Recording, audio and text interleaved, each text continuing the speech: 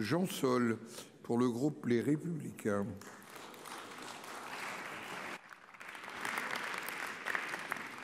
Monsieur le Président, Madame la Ministre, mes chers collègues, avec le réchauffement climatique, la question de l'eau est de plus en plus préoccupante.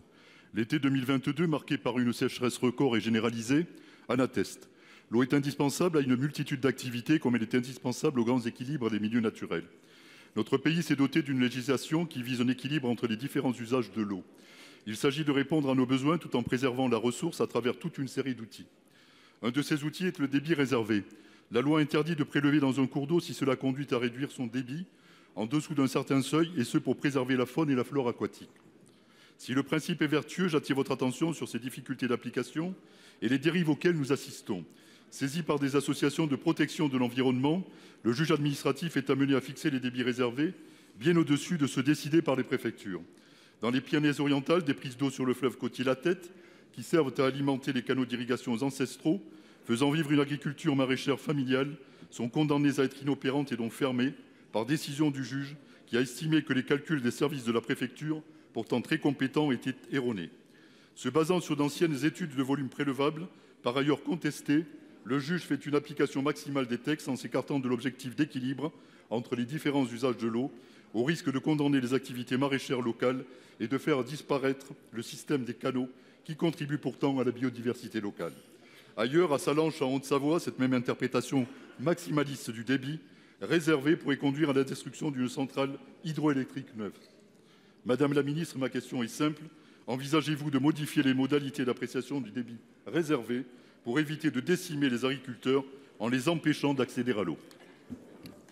Pour vous répondre, la parole est à la ministre déléguée en charge des collectivités territoriales et de la ruralité. Merci Monsieur le Président, Mesdames et Messieurs les sénateurs, Monsieur le sénateur Sol. Je vous demande à nouveau d'excuser Christophe Béchu et nous partageons le diagnostic que vous posez. L'année 2022 a déjà été marquée par une sécheresse prolongée, intense et étendue. 93 départements ont été contraints d'adopter des restrictions d'eau et 75 départements ont subi des situations de crise. Les perspectives pour 2023 sont donc suivies avec attention. D'ores et déjà, 5 départements font l'objet de restrictions. En raison de la sécheresse de l'année dernière et du déficit de précipitations que nous connaissons actuellement, nous avons un niveau de nappe globalement dégradé par rapport à l'année dernière, avec 2 mois de retard sur le niveau de recharge. Le niveau de précipitation dans les mois qui viennent sera crucial pour déterminer la situation dans laquelle nous serons l'été prochain. Notre rôle est bien sûr d'anticiper la situation et d'encourager encore et toujours la sobriété des usages. Avec Christophe Béchu, nous sommes pleinement mobilisés. Nous poursuivons le travail d'anticipation absolument nécessaire. Dès décembre, je l'ai déjà dit à Madame la sénatrice Carrère tout à l'heure, les préfets ont été chargés d'identifier les collectivités fragiles en matière d'alimentation en eau potable pour les accompagner prioritairement. Les agences de l'eau pourront mobiliser en 2023 100 millions d'euros d'aide supplémentaires en faveur des projets de résilience territoriaux.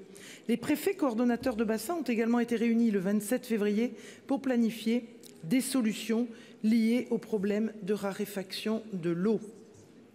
La prochaine réunion aura lieu le 6 mars. Un plan sur l'eau sera présenté dans les prochaines semaines dans le cadre de la planification écologique portée par la Première ministre. Nous nous engageons à travailler sur les sujets que vous nous avez portés dans votre question. Merci, Monsieur le sénateur. Monsieur Sol.